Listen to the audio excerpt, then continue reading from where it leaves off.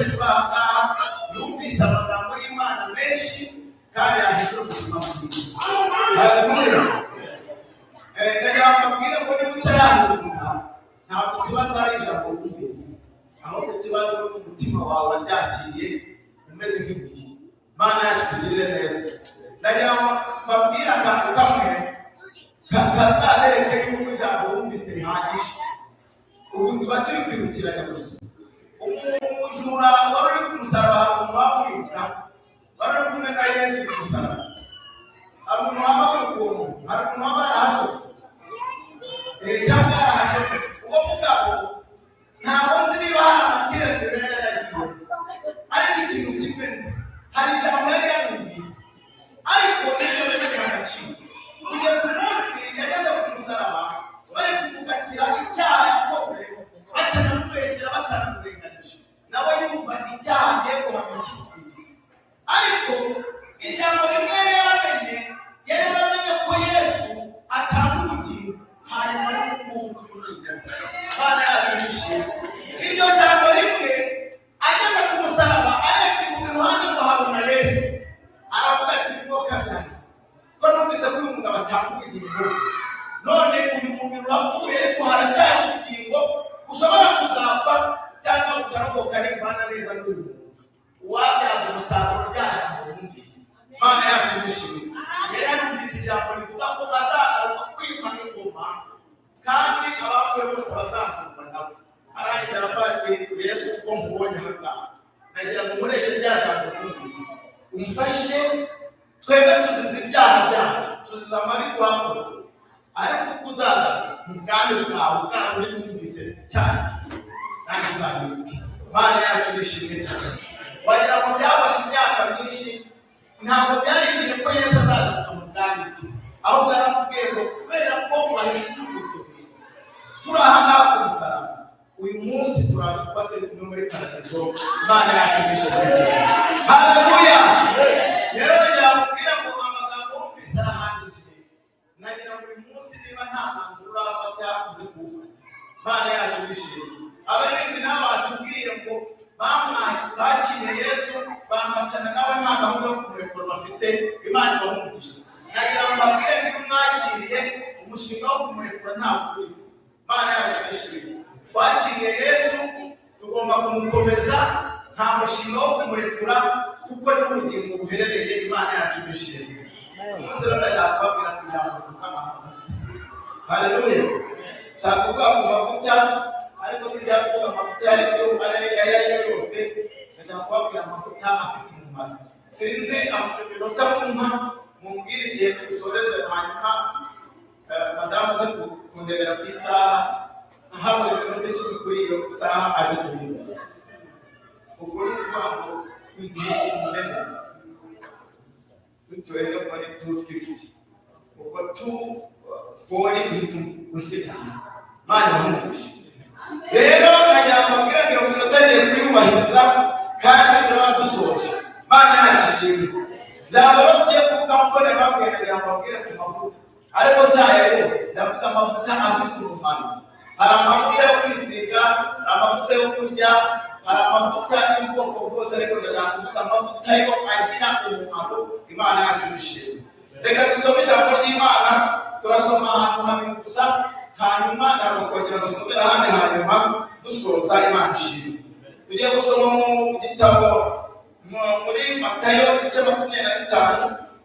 Turasoma umurongo wa mbere kugeza ku wa 4, hanyuma duhita dusoma n'umurongo wa 9. Ubutumwa bwiza bwa Yesu Kristo uko bwanditswe na Matayo ibice 25 umurongo wa mbere kugeza ku murongo wa 4. Ariko sinanabivugiye mwihanganire niba hari umuntu utanzi, nitwa Jean Claude Safari. Bari bavuze, ariko hari igihe waba waje nyuma yuko bakiriye abashyitsi ukaba utabashije kumenya. Rero iryo zina umuntu bajya mbona n'ukajya mpamagara Safari Jean Claude niyo mazina yanjye. Imana umugisha. Tugiye rero gusoma urwandiko mu butumwa bwiza bwa Yesu Kristo bwanditswe na Matayo ibice 25 umurongo wa mbere kugeza ku murongo wa 4, hanyuma turasoma n'umurongo wa 10. Dusome mu izina rya Kristo Yesu. Aravuga ngo icyo gihe ubwami bwo mu ijuru buzagereranywa abakobwa 10 bajyanye amatabaza yabo bajya gusanganira umukwe, ariko muri bo 10 muri 10 batanu barabapfu, abandi 5 barabanyabwenge. Abapfu bajyanye amatabaza yabo ntibajyana amavuta, ariko abanyabwenge bo bajyana amavuta mu mperezo zabo hamwe n'amatabaza yabo. Umurongo wa 10, bagiye kugura umukwe araza, abari biteguye binjirana nawe mu bukwe, urugi rurakingwa. Imana iturinde gusiga hanze. Tugiye gusoma n'ubundi mu gitabo cya 2 cy'Abami, turasoma igice cya 4 umurongo wa 1 kugeza ku murongo wa 7. Igice cya 4 cy'igitabo cya 2 cy'Abami, ibice by'umurongo wa 1 kugeza ku murongo wa 7, naho tugiye kuhasanga ikintu bita amavuta. Urabona ko aba bantu, hari abantu batanu bafite amavuta mu mperezo, bafite n'amatabaza nayo arimo amavuta, kuko ayo matabaza yose uko ari 5, ay'abapfu 5 n'ay'abanyabwenge 5, yose yari arimo amavuta. Ikimenyimenyi yose yaraka uko ari 5, uko ari 10.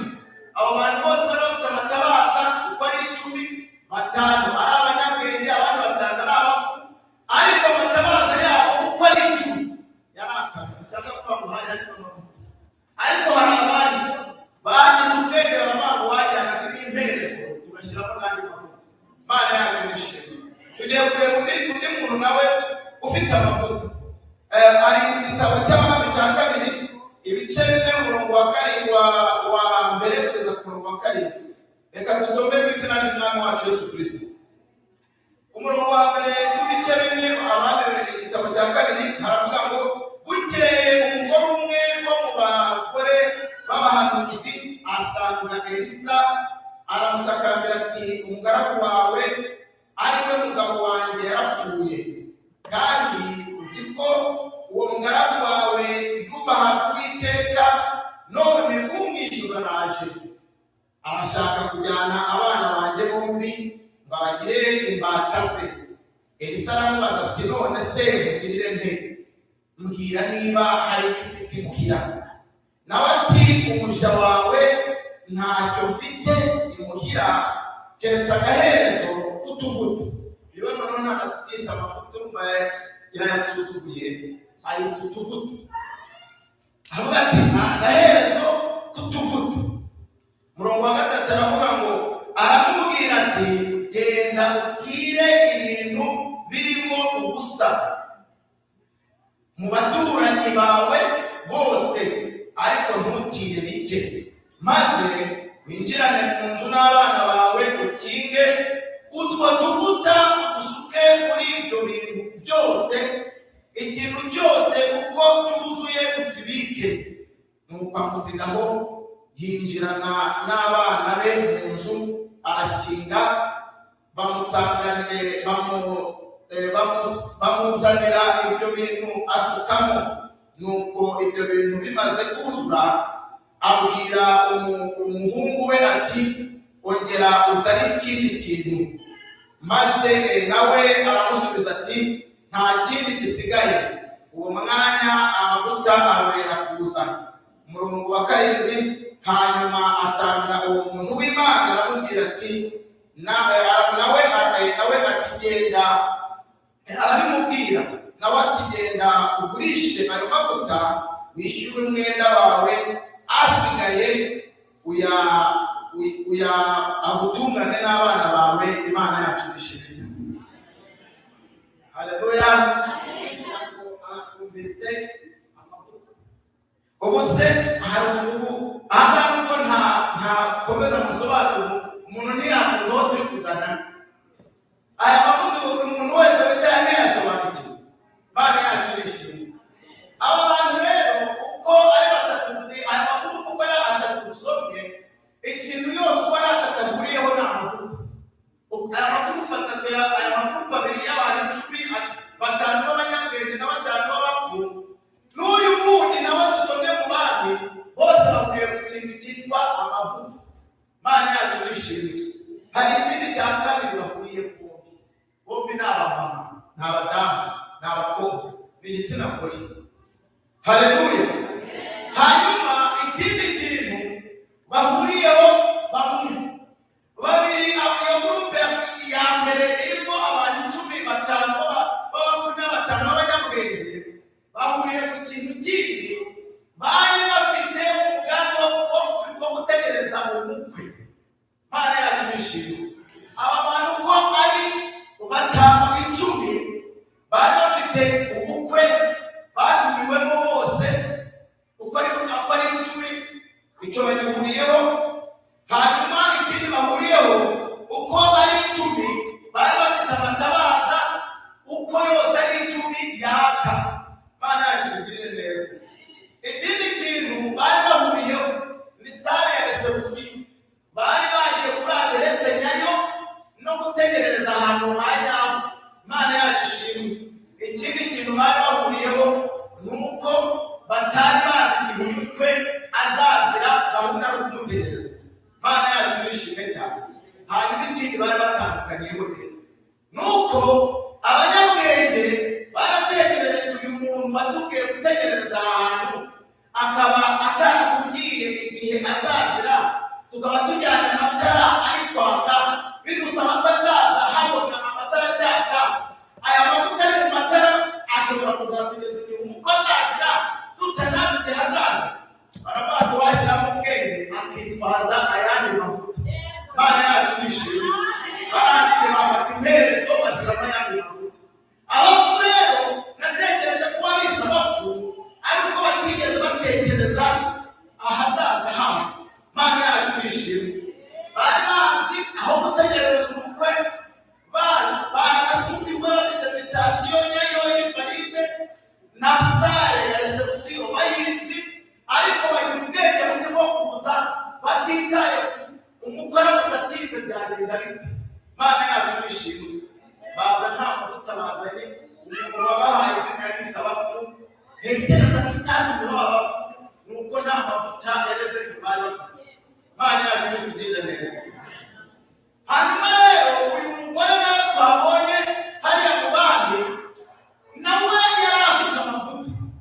Yari afite amavuta n'uwo yari kwisi utuvuta, ariko utwo tuvuta natwo tugira akamaro. Nagira mbabwira abantu bese muri utwo tuvuta murabizi. Nta muntu utadufite waza ahangaha. Mana yacu nitugirire neza. Ubu muntu wese uri mwahangaha utwo tuvuta aradufite. Mu rwango nta ntibyamukundira ngo winjire mu nzu y'Imana udafite utwo tuvuta. Ni dukeye ariko uradufite. Impamvu waje ahangaha ni uko utwo tuvuta dufite. Umuntu udafite utwo tuvuta ntabwo yaza ahangaha. Ni ukuvuga ngo rero hari utuvuta hakaba n'amavuta. Rero ikibazo cy'utuvuta, iyo ukwishyuza aje ntajya kukwishyura ufite, nicyo kibazo cy'utuvuta. Ariko uwishyuza atarazi tuba tukimutunze.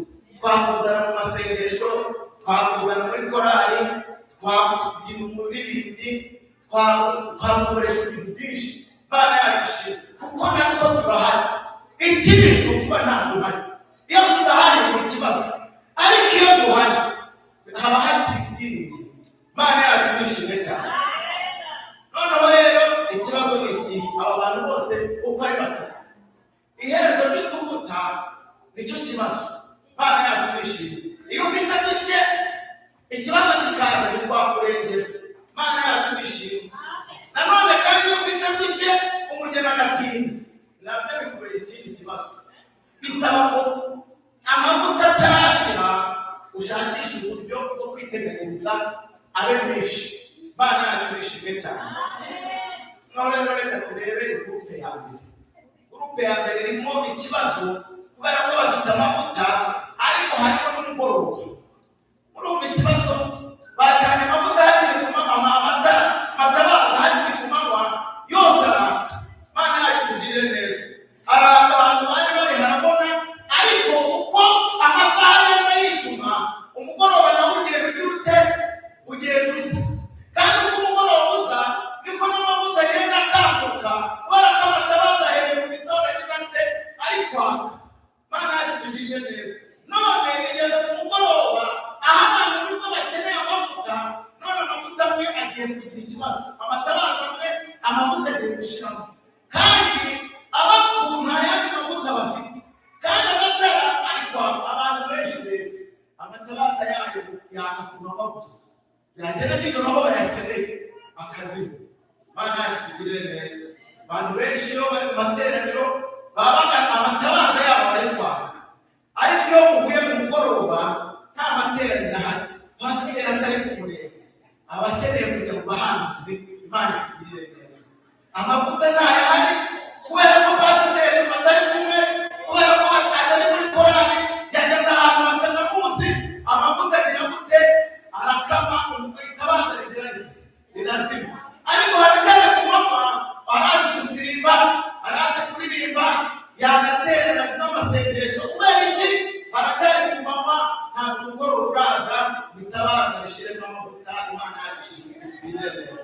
Abantu benshi amavuta ndashira mu matabaza bigeze kumugoroba, kandi mu mugoroba ariho hakenewe ko amavuta agira gute? Akora. Imana yacu tugirire neza. Itabaza ufite byawe byakagiheke, byakwiye kumwe na pasiteri cyangwa uri mu materaniro, byakwiye mu masengesho cyangwa byaka uri muri korali. Iyo ugeze hanze bigenda bite? Imana yacu tugirire neza. Cyo ni igisubizo cyawe. Iyo ugeze ahantu pasiteri atari, ukagera ahantu abanyamasengesho batakureba, itabaza ryawe rirakomeza rikaka. Umugoroba urageze, nagira ngo utangarize ngo kuba mukiriho hari amahirwe y'uko wakongera ukabona amavuta. Imana yacu tugirire neza. Buriya ikibazo gihari ni uko wasinzira nta mavuta usinzira. Imana yacu tugirire neza. Ukomeje gusoma muri aba bakobwa, igihe cy'umugoroba cyarageze, hanyuma babaho guhumikira, barangije bose bagira gute? Barasinzira. Kuko ikibazo gihari, kandi basinzira amatabaza akigira gute? Hanyuma biza kugera igihe y'uko haza umukwe, aza kuza, haza kuba urusaku kuko umukwe aje. Bagize gute? Basinzira. Nagira ngo umubwire umunsi uzasinzirana amavuta ntayo ufite, nukanguka ntabwo sinzi kuzanakanguka. Imana itugirire neza. Abakangutse amavuta yashize ntabwo ubundi rwigeze rukinguka ngo bajye mu bukwe, kandi baratumiwe kuko barakuzi, baguwe n'aho guteranira harazwi, ariko kubera ko basinziriye nta mavuta bafite, baraza gukanguka bakangukire mu mwijima. Kandi ijambo ry'Imana riravuga ngo niho bazarira bagahekenyera amenyo, nta migati haba nta n'amatubisi. Imana yacu tugirire neza. Uzasinzira biki? Gusinzira rero ijambo ry'Imana Yesu yashaka kuvuga ni urupfu. Twese tuzapfa, twese tuzasinzira. Imana yacu tugirire neza. Ariko umunsi umugeni aza, hazabaho urusaku y'uko umugeni aje. Uzakambukana imperezo irimo amavuta, cyangwa uzasanga itara ry'abazima. Imana yacu tugirire neza. Mu gukanguka hari abazakambukira ubugingo buhoraho n'abazasukira gukorwa n'isoni. Sinzi ikintu ufite uyu munsi, ariko nagira ngo nkubwire ngo bahuriye mudamu twasomye mu gitabo cy'abantu. Uriya mudamu mbere y'uko umwijima ugera, mbere y'uko asinzira, haje umuntu umwishyuza. Uyu munsi umuntu ukwishyuza ari gukomaga ku muryango, arakwibutsa rya deni, arakwibutsa hahandi waraye cyane, arakwibutsa hahandi wanywereye cyane, ari kukwibutsa wa wundi mwari muri kumwe cyane, ari kukwibutsa bya bindi wakoze wa munsi. Agakubwira ngo rero ikiguzi bisaba ni uko abana bawe bose, imigisha yawe, ubugingo bwawe byose bigiye kuri ngwate. Imana yacu tugirire neza. Ariko kubera yuko hakiri ku manywa utarasinzira, ariko ukaba ufite utuvuta, ukeneye gushakisha uburyo wakongera. Imana yacu nk'uko rero babwiye, nta muntu urahangaha utadufite utuvuta. Waba udafite amavuta, ariko utuvuta turadufite. Imana yacu ishimwe. Kandi agira ngo mubwire, uyu ni umunsi mwiza waronka amavuta menshi akagutungana n'umuryango wawe. Imana yacu tugirire neza. Ndibaza ko hari abantu bamaze kumva icyo dushaka kuvuga. Imana yacu tugirire neza. Abantu benshi bafite utuvuta, ariko rero amahirwe itandukaniro ry'aba bandi batanu b'abapfu bataramenya ubwenge bwo gushaka amavuta. Mana yacu ishimwe. Naho uriya wo mu bantu uriya mudamu we yagize umugisha hataraba nimugoroba, agira umugisha wo kumenya ko amavuta yiwe adahagije. Mana yacu ishimwe. Arangije aravuga ati nubwo amavuta adahagije ariko hari umuntu namenye ko avuga ijambo ry'Imana rizima. Mana yacu ishimwe. Uwo ni Yesu Kristo. Ajya ababwira ngo isaba uyu munsi ni Yesu Kristo. Mwuka wera nawe niyo yabaye amavuta. Mana yacu ishimwe. Uyu munsi Umwuka wera ukubwira ko amavuta ufite atagize gute adahagije, akakubwira ko ayo mavuta atakurengera ukurega naza kandi uri n'ideni, ariko nagira ngo mubwire ko iryo deni ryarishyuwe. Amaraso ya Yesu Kristo yatwishyuriye iryo deni neza neza ararirangiza. Ariko kugira ngo umenye yuko ayo maraso yishyuye iryo deni bisaba kugira ngo usobanukirwe ko utuvuta ufite ari tungahe, ari dukeya. Igihe cyose ukibona itabaza riri kwaka ukaba wafite birahagije, nagira ngo mwibutse ikibazo utaramenya nuko hakiri ku manywa. Mana yacu nishimwe. Yamara kuba nijoro uzicuza icyatumye utarazanye impere zirimo amavuta. Uyu mudamu rero utaramwiriraho, Umwuka wera yamubwiye ngo amavuta ufite ntahagije. Mana yacu nishimwe. Nagira ngo mbwire ngo ushobora kubura ahangaha nawe ugifite utuvuta tukuzana ahangaha, ariko nagira ngo mbwire impamvu utwo tuvuta tugihari nuko hakiri nimugoroba. Mana ni nuko hakiri ku manywa. Mana yacu tugire neza. Mpamvu ubona utuvuta nta kintu tugutwaye nuko ukibona amateraniro. Impamvu ubona utuvuta ntacyo tugutwaye ni ukubera ko ukiri muri korali. Impamvu ukibona utuvuta ntacyo tugutwaye ni ukubera ko ukiri umuririmbyi. Ariko nagira ngo mbwire ibyo nta kintu byakumarira udafite amavuta mu mperezo. Imana yacu tugire neza. Hari abantu nabonye baririmbye Yesu aje arababwira ngo mwumve imbere mwabivuga mbese bigeze kubamenya. Hari abantu mwumvise bahanuye umwami Yesu aje arababwira ngo sinigeze kubamenya. Hari abantu nabonye bambwirije umwami Yesu aje baravuga ngo sinabamenye, kandi bavuze ibintu nanjye nasanze ari ukuri. Baravuga ngo twarahanuraga mu izina ryawe, ngo twarabwiriza mu butumwa bwiza, bakoraga imirimo mu rusengero. Ariko nababwira ngo ikibazo mwagize amavuta yanyu yarazimye. Imana yacu tugirire neza. Uyu munsi Imana akongera amavuta mu mperezo, ariko hari ikintu ukeneye guhaguruka ukamenya ko amavuta yagushiranye, ukamenya ko utuvuta ufite tukuzana tudahagije, hanyuma ugashaka amavuta menshi. Tugiye gusoza dusoma ijambo ry'Imana babwiye turi gusorezeho, riri hano mu gitabo mu rwandiko Pawulo yandikiye mu gitabo cy'Ibyakozwe n'Intumwa. Ni Ibyakozwe n'Intumwa ibice 17 umurongo waho wa 30. Ibyakozwe n'Intumwa ibice 17 umurongo wa 30. Reka dusome izina ry'Umwami wacu Yesu Kristo. Turi kugira ngo turebe ko ufite amavuta makeya ko nakubwiye ko uwo nguyu yongera ari Kristo wakora iki. Mana yacu ishimwe. Dore icyo wakora nuko iyo minsi yo kujizwa Imana yarayirengagije, ariko noneho itegeka abantu bose bari bose kwihana. Mana yacu tugire neza. Nta kindi cyagarura amavuta utarihana n'ibyago. Mana yacu tugire neza. Nuko utihaniye amavuta ufite ntaziyongere, uzakomeza ugira utuvuta tukuzana amateraniro, uzakomeza ugira utuvuta tukutera ureba ahangaha. Nagira ngo mbwire ahangaha ntabwo ari iby'ubugingo tuhakura gusa. Mana yacu tugirire neza. Ahangaha hari ibirenze by'ubugingo, hari umuryango, hari abavandimwe. Iyo ubukwe bwabaye nta bandi babutahana abagabo b'imidugudu. Utwo tuvuta nitwo tuzakomeza gusa.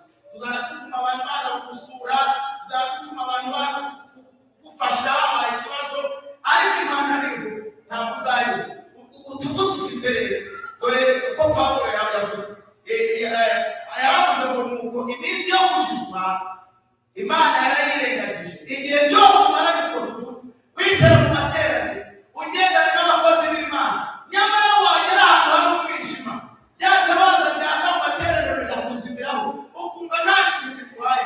Nagira ngo ubwire buri munsi ufite amahirwe kuri ibintu byose byakubaye. Imana yarabyirengagije igihe umara utuvuta duke. Imana yarabyirengagije, ariko noneho kubera kumenye yuko hari Yesu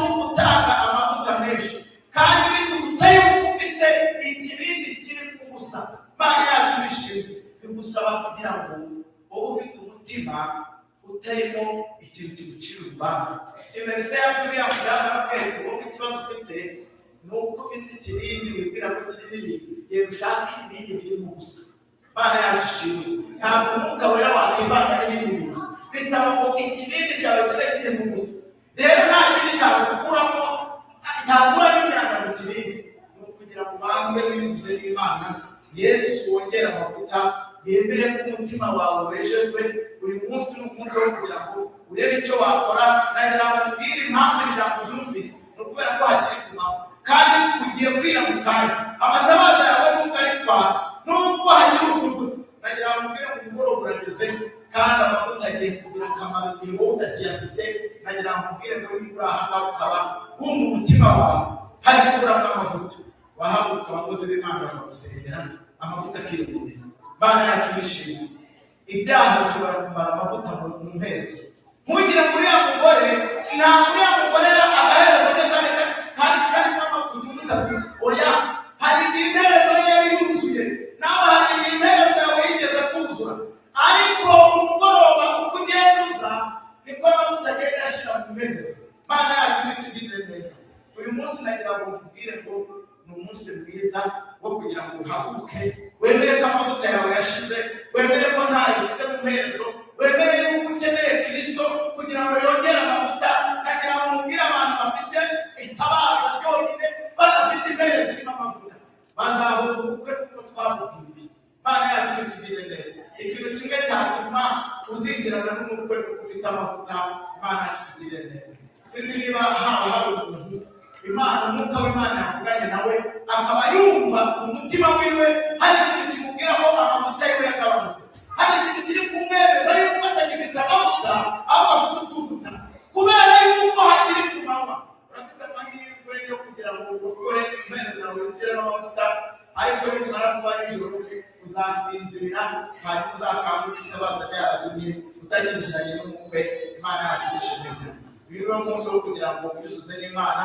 Uko munsi impande zagize, ubwo umukwe azabaje uzajya kugerageza gushaka amavuta, nugaruka ari uzaba ufite nta muntu uzaba ugize gute, nta muntu azaba agifite.